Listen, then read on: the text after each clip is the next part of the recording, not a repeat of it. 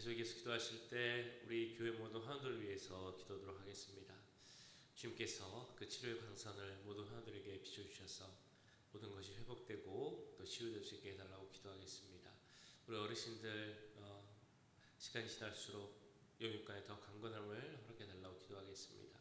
양로병원에 있는 분들 주님 기억하여 주시고 유럽지 않을 수 있도록 기쁨과 감사함과 평안을 허락해달라고 이 시간 함께 우리 화요들 위해서 약한 분들을 위해서 기도하도록 하겠습니다. 사랑의 주님, 이 시간 우리 교회 모든 화요들 위해서 기도합니다. 주님, 몸이 약한 분들 많이 계십니다. 교회 오고 싶어도 몸에 힘이 없어서 정말 오랜 기간 앉아있지 못하여서 허리가 아파서 다리가 아파서 오지 못하는 분들이 있습니다. 주님, 그분들을 기억하여 주시옵소서. 힘을 넣어 주시옵소서. 주여 마른 뼈를 살게 하신 우리 주님의 줄 믿사오니 주님 그 치료의 강성을 세워주시고 하나님 치유될 수 있도록 회복될 수 있도록 주님 역사하여 주시옵소서. 하나님 우리 오늘을 내려주시옵나이다. 우리 어르신들에게 은혜를 내려주시옵소서. 날이 갈수록 우리의 몸이 약해지는 것은 너무 당연한 일이지만 그럼에도 주님과 함께할 때 우리의 영육이 주님 안에서 더 강건하게 될 줄을 믿습니다. 주님 역사해 주시고 붙잡아 주셔서 강건해질 수 있도록 하시고 하나님의 은혜로 말미암아 날이 갈수록 더욱 더 건강할 수 있도록 역사하여 주시옵소서. 우리 양로병원에 있는 분들이 있습니다. 주님 기억하여 주시옵소서. 그들의 삶이 하루하루가 주님과 동행하는 삶이 되게 하시고 어떤 상황 속에서 주님과 감사하고 찬양할 수 있는 삶이 되게 하여 주시옵소서. 때로는 외로울 때가 있고 마음이 아플 때가 있고 또한 고통할 때가 있을 줄 압니다. 그 양로병원의 삶이 쉽지 않은 합니다. 주님 찾아주셔서 주님 위로를 주시고 평안을 주시옵소서. 외롭지 않을 수 있도록 역사해 주시옵소서. 하나님의 자녀이고 하루하루의 삶이 너무 귀한 삶을 깨닫게 하시고 주님을 찬양하는 귀한 삶을 될 수 있도록 주님 역사하여 주시옵소서. 사랑의 주님, 이 시간 우리 교회 모든 약한 분들을 위해서 기도합니다. 하나님께서 모두 알고 기억하실 줄 믿사오니 한 분 한 분 찾아와 주셔서 또한 그 손으로 안수하여 주셔서 모든 것이 깨끗이 낫고 회복될 수 있도록 주님 역사하여 주시옵소서. 마음이 약한 분들, 마음에 병이 있는 분들, 또한 신앙이 약한 분들 주님 기억하여 주시고 모든 것이 주님의 은혜 가운데서 회복될 수 있도록 주님 함께하여 주시옵소서. 주여 특별히 우리 어르신들을 위해서 기도합니다. 우리의 몸은 시간이 지날수록 연약해질 수밖에 없지만 주님 안에 거할 때 우리의 영육이 또한 강건해질 수 있을 줄 믿사오니 그 은혜를 허락하여 주셔서 어르신들 주님 갈수록 더 건강해지게 하시고 하나님 전에서 주님을 함께 예배하는 귀한 은혜가 계속 임할 수 있도록 역사하여 주시옵소서. 양로병원에 있는 분들도 기억하여 주시고 외롭지 않을 수 있도록 주님 함께하여 주시고 위로와 평안과 감사와 기쁨이 매일매일 삶 가운데 넘칠 수 있도록 인도하여 주시옵소서. 주님께서 기억하시고 함께하실 것을 믿사오며 우리를 구원하신 예수 그리스도의 이름으로 기도하옵나이다. 아멘. 네, 오늘 우리에게 주신 하나님의 말씀 창세기 40장 9절에서 23절까지의 말씀입니다. 창세기 40장 9절에서 23절까지의 말씀 우리 한 절씩 교독하시고 마지막 절은 함께 읽겠습니다. 술 맡은 관원장이 그의 꿈을 요셉에게 말하여 이르되 내가 꿈에 보니 내 앞에 포도나무가 있는데 그 나무에 새 가지가 있고 싹이 나서 꽃이 피고 포도송이가 익었고 내 손에 바로의 잔이 있기로 내가 포도를 따서 그 즙을 바로의 잔에 짜서 그 잔을 바로의 손에 들였노라. 요셉이 그에게 이르되 그 해석이 이러하니 세 가지는 사흘이라. 지금부터 사흘 안에 바로가 당신의 머리를 들고 당신의 전직을 회복시키리니 당신이 그 전에 술 맡은 자가 되었을 때에 하던 것 같이 바로의 잔을 그의 손에 드리게 되리이다. 당신이 잘 되시거든 나를 생각하고 내게 은혜를 베풀어서 내 사정을 바로에게 아뢰어 이 집에서 나를 건져 주소서. 나는 히브리 땅에서 끌려온 자요 여기서도 옥에 갇힐 일은 행하지 아니하였나이다. 떡 굽는 관원장이 그 해석이 좋은 것을 보고 요셉에게 이르되 나도 꿈에 보니 흰 떡 세 광주리가 내 머리에 있고 맨 윗 광주리에 바로를 위하여 만든 각종 구운 음식이 있는데 새들이 내 머리에 광주리에서 그것을 먹더라. 요셉이 대답하여 이르되 그 해석은 이러하니 새 광주리는 사흘이라. 지금부터 사흘 안에 바로가 당신의 머리를 들고 당신을 나무에 달리니 새들이 당신의 고기를 뜯어 먹으리이다 하더니 제3일은 바로의 생일이라. 바로가 그의 모든 신하를 위하여 잔치를 베풀 때 술 맡은 관원장과 떡 굽는 관원장에게 그의 신하들 중에 머리를 들게 하니라. 바로의 술 맡은 관원장은 전직을 회복하매 그가 잔을 바로의 손에 받들어 드렸고 떡 굽는 관원장은 매달리니 요셉이 그들에게 해석함과 같이 되었으나 술 맡은 관원장이 요셉을 기억하지 못하고 그를 잊었더라. 아멘. 네, 창세기를 보시면 꿈에 대한 이야기가 6번이 나옵니다. 근데 그 중에서 오늘은 네 번째에 해당하는 꿈 이야기가 나오고 있죠. 술 맡은 관원장이 꾸었던 꿈, 이것이 바로 세 번째 꿈의 내용이고요. 떡을 굽는 관원장이 꾸었던 꿈이 이제 네 번째 해당하는 꿈의 내용입니다. 어제 말씀드렸던 것처럼 이 관원장들, 떡 맡은 관원장, 술 맡은 관원장은 왕의 신임을 받는 측근이었습니다. 근데 그들이 감옥에 오게 되었다라는 것은 왕의 뜻에 반하는, 어찌 보면 반역에 해당하는 그런 죄를 지었을 가능성이 크죠. 그 두 관원장이 온 감옥은 친위대장 보디발 집에 있는 감옥이었고 그 감옥에는 이미 요셉이 갇혀 있었습니다. 친위대장 그리고 감옥을 관리하는 사람이 이 요셉을 잘 보고 이 두 사람의 시종을 들게 하면서 이 사람들의 인연이 시작이 되게 되죠. 근데 그들이 갇혀 있었던 여러 날이 지나서 그들이 꿈을 꾸었다, 같이 꿈을 꾸었다라고 말씀이 나오고 있습니다. 그런데 그 꿈의 내용이 참 심각했는지 그리고 꿈이 무슨 내용이었는지 이해를 못하니까 그들의 얼굴에 수심이 가득했다라고 말씀에 나오고 있습니다. 그래서 그 얼굴에 근심이 가득한 것을 보고 요셉이 묻죠. 도대체 무슨 일이 있어서 그렇게 근심이 가득 차 있습니까? 얼굴이 그렇게 어둡습니까? 라고 묻게 되었고 그래서 그들의 꿈 이야기를 해줍니다. 이 꿈의 해석을 알아야 되는데 이 해석을 이야기해 줄 사람이 없어서 내가 이렇게 걱정하고 있다라고 말하고 있는 것이죠. 그 당시 애굽에는 이 꿈을 듣고 이 꿈이 초자연적인 어떤 계시, 어떤 내용이 미래에 대한 예언이다라고 생각을 많이 했고 그래서 그 꿈을 해석해 주는 사람이 있었다고 합니다. 애굽의 시대뿐만이 아니라 그것은 지금도 이 땅에도 그런 꿈에 대한 무슨 해석, 미래에 대한 예언 이런 것들은 어디서나 있기 마련이긴 하죠. 그러나 어쨌든 그 당시에는 그것이 중요했는데 감옥에 그런 사람이 있을 리가 없잖아요.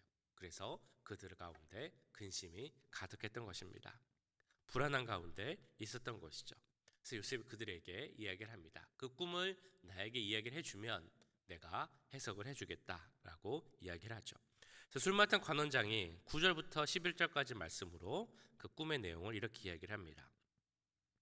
술 맡은 관원장이 그의 꿈을 요셉에게 말하여 이르되 내가 꿈에 보니 내 앞에 포도나무가 있는데 그 나무에 새 가지가 있고 싹이 나서 꽃이 피고 포도송이가 익었고 내 손에 바로의 잔이 있기로 내가 포도를 따서 그 즙을 바로의 잔에 짜서 그 잔을 바로의 손에 들였노라. 자, 이 이야기를 듣고 이제 요셉은 해석을 해줍니다. 사흘 안에 예전에 그 직분이 회복될 것이다 라는 내용 12절 13절에 나오죠. 요셉이 그에게 이르되 그 해석이 이러하니 세 가지는 사흘이라. 지금부터 사흘 안에 바로가 당신의 머리를 들고 당신의 전직을 회복시키리니 당신은 그 전에 술 맡은 자가 되었을 때 하던 것 같이 바로의 잔을 그의 손에 드리게 되리이다. 술 맡은 관원자 입장에서는 너무 좋은 꿈의 해석이겠죠. 요즘 말로 이제 길몽, 좋은 꿈이라는 것을 알게 되었습니다. 옆에서 그것을 듣고 있던 떡 굽는 관원장도 아마 기대감이 생겼을 것입니다. 그러면서 자기의 꿈도 해석해 달라라고 하면서 기대하면서 이야기를 했겠죠. 16절 17절에 이렇게 나옵니다. 떡 굽는 관원장이 그 해석이 좋은 것을 보고 요셉에게 이르되 나도 꿈에 보니 흰떡 새 광주리가 내 머리에 있고 맨 윗 광주리에 바로를 위하여 만든 각종 구운 음식이 있는데 새들이 내 머리에 광주리에서 그것을 먹더라. 자, 이 꿈을 듣고 이제 요셉이 해석을 해줍니다. 자, 그런데 이 꿈의 내용이 해석이 사실은 참 그렇죠. 술 맡은 간원장은 그래도 좋은 내용이었기 때문에 말하기 어렵지 않았을 텐데 이 떡 굽는 간원장의 꿈의 내용은 그렇지 않았습니다. 너무 나쁜 내용이었죠. 18절 19절에 이렇게 나옵니다. 요셉이 대답하여 이르되 그 해석은 이러하니 새 광주리는 사흘이라. 지금부터 사흘 안에 바로가 당신의 머리를 들고 당신을 나무에 달리니 새들이 당신의 고기를 뜯어 먹으리이다 하더니. 네, 내용 자체는 참 전하기 힘든 내용이었겠지만 그래도 요셉은 술 맡은 간원장에게 전했던 것처럼 이 떡 굽는 간원장에게도 숨김없이 그대로 전달을 해줍니다. 어렵고 난처한 내용이었지만 하나님 주신 지혜로 전달하면서 그대로 가감없이 전달을 하게 되는 것이죠. 왜 요셉은 이렇게 했고 이렇게 해야만 했을 것일까요? 그것이 다름이 아닌 하나님의 뜻을 알리는 하나님의 말씀이었기 때문입니다. 이것이 우리가 꼭 기억해야 하는 메시지이죠. 우리가 하나님의 말씀을 전할 때, 특별히 믿음의 사람들이 하나님의 말씀을 전할 때는 진실하고 정직하게 그대로 선포하고 전달해야 한다라는 것입니다. 물론 이것을 우리가 잘 구분해야 되는 것은 어떤 개인의 관계, 개인적인 조언이나 상담할 때 그것이 좋은 말이라고 해서 다른 사람이 상처받을 수 있는 말이거나 받아들이기 힘든 말도 무례 없이 아무 때나 예의 없이 해도 된다는 그런 의미가 아님을 잘 아실 것입니다. 여기서 말하는 것은 바로 이것이죠. 그것이 하나님의 말씀일 때, 그리고 그것이 하나님의 말씀이라면 그것이 말하기 어려운 내용이 할지라도, 받아들이기 힘든 상황이나 처지라 할지라도 하나님 말씀이기에 우리는 그대로 전달해야 한다는 것입니다. 말씀을 전하는 저도 마찬가지이죠. 때로는 말하기 힘든 내용, 또 전하기 힘든 메시지, 그러나 그것을 꼭 전해야 한다는 것입니다. 하나님을 믿지 않으면 심판받는다는 사실, 이것은 어떨 때는 말하기 힘들 수도 있지만 꼭 전해야 하는 메시지가 되는 것이죠. 죄는 말하지 않고 은혜만 말해서는 안 된다는 것입니다. 회개는 말하지 않고 용서만 말할 수는 없다는 것이죠. 지옥은 이야기하지 않고 천국만 이야기할 수 없는 것이고, 헌신 없이 축복만 강조할 수는 없다는 것입니다. 특별히 우리가 매일같이 생명의 삶을 보고 큐티를 하고 또 그것으로 말씀을 나눌 때 때로는 그 말씀이 설교하고 전달하기 어려울 때가 있습니다. 부끄러운 내용이 있을 수도 있고 정말 말하기 힘든 내용이 있을 수도 있지만 그럼에도 그것이 하나님의 말씀이기에 우리는 전달해야 되고 묵상해야 하고 또한 나눠야 한다는 것이죠. 이것은 저에 대한 사명뿐 아니라 하나님의 말씀을 믿고 그 안에서 사는 우리 모두에게 해당되는 그런 내용임을 우리는 꼭 기억해야 할 것입니다. 요셉의 해석대로 술 맡은 관원장은 그 꿈대로 일이 이루어지게 됩니다. 포도송이를 짜서 즙을 바로에게 드리는 꿈처럼 사흘 안에 다시 그 자리가 관직이 회복이 되게 되죠. 그러나 떡 굽는 관원장은 그 머리에 있던 바로 위에 만든 각종 음식을 새들이 먹어치우는 꿈처럼 나무에 달리게 되고 그리고 거기서 죽음을 맞이하게 됩니다. 그런데 요셉은 이 술 맡은 관원장에게 해석을 해주면서 이렇게 부탁을 하죠. 혹시라도 다시 회복이 되면 관직에 나아가게 되면 나를 꼭 기억해 달라라고 말을 합니다. 나는 지금 억울하게 여기 있다라고 그 억울함을 호소를 하죠. 14절 15절 말씀입니다. 당신이 잘 되시거든 나를 생각하고 내게 은혜를 베풀어서 내 사정을 바로에게 아뢰어 이 집에서 나를 건져 주소서. 나는 히브리 땅에서 끌려온 자요 여기서도 옥에 갇힐 일은 행하지 아니하였나이다. 그 요셉의 지금까지의 삶, 행적을 보면 누군가에게 어떤 개인적인 부탁을 하는 적이 없었다라는 것을 알 수 있습니다. 근데 오늘 말씀에서는 부탁을 하죠. 왜냐하면 이것이 하나님께서 주신 지혜이고 그래서 이 사람이 다시 회복되어서 나아갈 것을 확신하기 때문에 부탁을 합니다. 나를 기억해 달라고 요청을 하는 것이죠. 그런데 이 술 맡은 신하는 어떻게 했습니까? 그 요셉의 부탁을 까맣게 잊어버립니다. 23절에 나오죠. 술 맡은 관원장이 요셉을 기억하지 못하고 그를 잊었더라. 그냥 잊어버린 것입니다. 우리 속담에 이런 말이 있다고 하죠. 원수는 물에 새기고 은혜는 돌에 새겨라.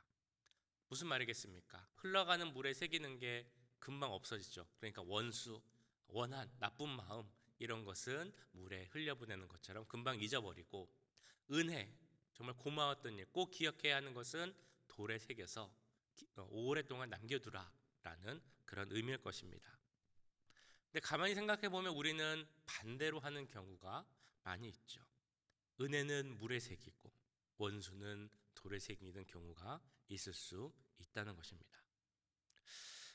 이 술 맡은 간원장, 그가 얻었던 은혜를 잊어버렸습니다. 무려 2년 동안 잊어버리게 되죠. 까맣게 잊고 있다가 그 바로 왕이 2년 후에 꿈을 꿨는데 그것을 해석하지 못하게 됩니다. 바로가 너무 고민하고 번뇌하고 괴로워하자 그 꿈을 해석해 줄 사람으로서 다시 요셉을 생각하게 되죠. 그 기간이 바로 2년이었다는 것입니다. 그래서 이제 요셉이 바로를 만나고 총리가 되는 일이 또 이제 진행이 되게 됩니다. 자, 그런데 이러한 요셉의 생애를 쭉 살펴보면 우리가 한번 이런 생각을 해보면 좋을 것 같습니다. 요셉의 삶은 하나님 섭리 가운데 진행이 되죠. 우리가 계속 이야기하고 나누는 것처럼 그의 삶 가운데 하나님의 섭리와 계획이 진행되고 이루어집니다. 그래서 결국은 요셉은 총리가 되고 많은 사람을 구원하게 되죠. 그래서 하나님 섭리 가운데 이런 일이 일어나는 것은 너무나 중요한 일이고 우리가 꼭 알아야 하는 것인데, 과연 하나님의 요셉에 대한 개인적인 관심, 하나님은 요셉에 대해서 어떤 마음과 관심을 갖고 있었을까라는 생각을 해보면 좋을 것 같습니다. 요셉에 대한 하나님의 관심사는 무엇이었느냐라는 질문이죠.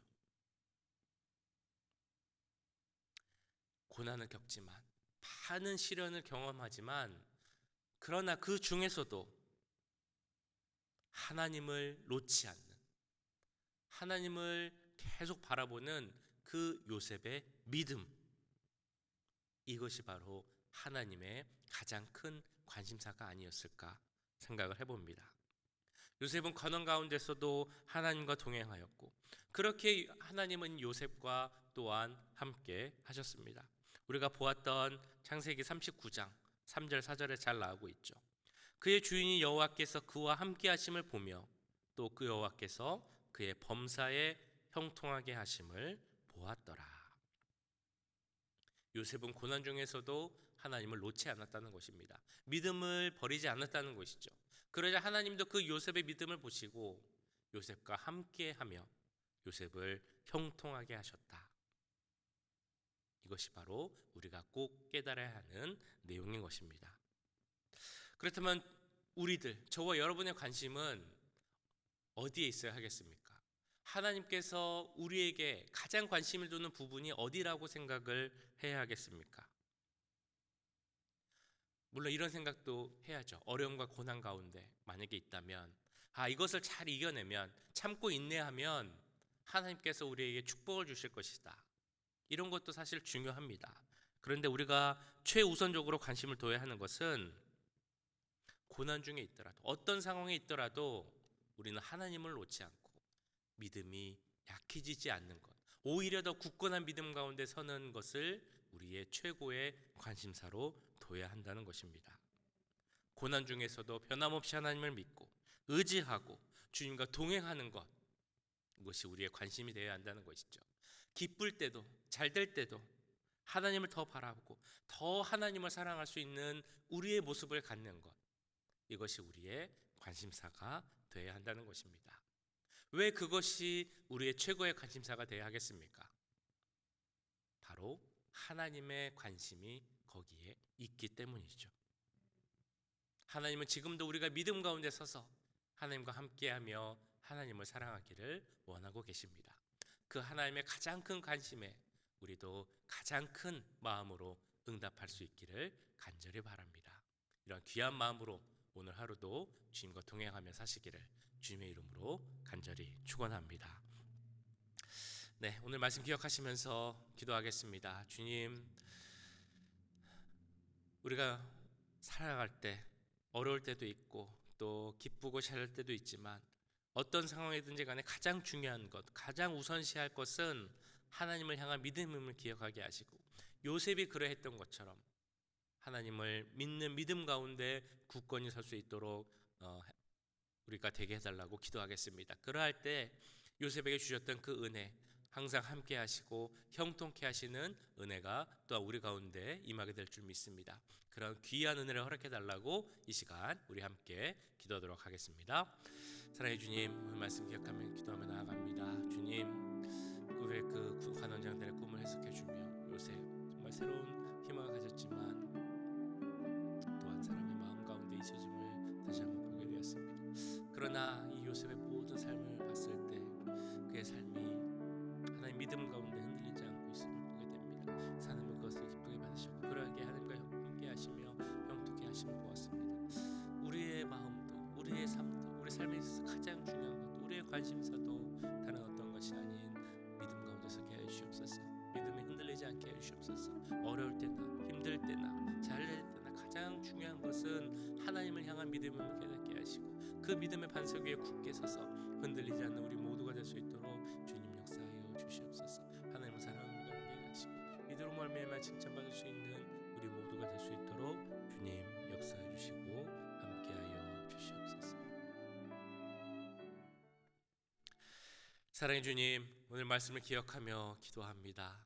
요셉이 고난과 어려움, 또 오늘 말씀에 나오는 것처럼 다시 한번 잊혀지는 그런 환경에 처했지만 그럼에도 흔들리지 않고 하나님을 바라보며 서가는 우리 요셉의 모습을 봅니다. 그 요셉의 믿음을 우리도 갖길 원합니다. 어떤 상황이든지 흔들리지 않고 변하지 않고 굳건한 믿음 가운데 설 수 있는 우리 모두가 될 수 있도록 역사하여 주시옵소서. 어렵고 힘든 고난 상황에서도 하나님을 바라보게 하시고 기쁘고 감사한 좋은 상황에서는 더욱 하나님 바라보고 감사할 수 있는 우리 모두가 되게 하여 주시옵소서. 무엇보다 하나님 사랑하는 우리가 되게 원합니다. 우리와 동행하시는 우리를 복주시기를 원하시는 그 하나님을 더욱 사랑하는 우리 모두가 되게 하시고 그런 우리에게 동행의 은혜, 형통의 은혜 정말 가득 차고 넘칠 수 있도록 역사하여 주시옵소서. 오늘 하루의 삶도 함께 하시고 주님과 동행하는 귀한 삶이 되게 하시고 하나님을 증거하는 그런 귀한 하루의 삶이 될 수 있도록 주님 인도하여 주시옵소서. 지금은 우리 주 예수 그리스도의 은혜와 하나님 아버지의 무한하신 사랑하심과 성령 하나님의 감화 감동 역사 교통하심이 요셉과 같은 믿음을 갖고 어떤 상황에서도 흔들리거나 변하지 않는 믿음 가운데 서기 원하는 이 자리에 함께한 모든 주의 자녀들과 그 가정과 직장, 우리 교회 위에 지금부터 영원까지 함께 하시길 간절히 축원하옵나이다. 아멘.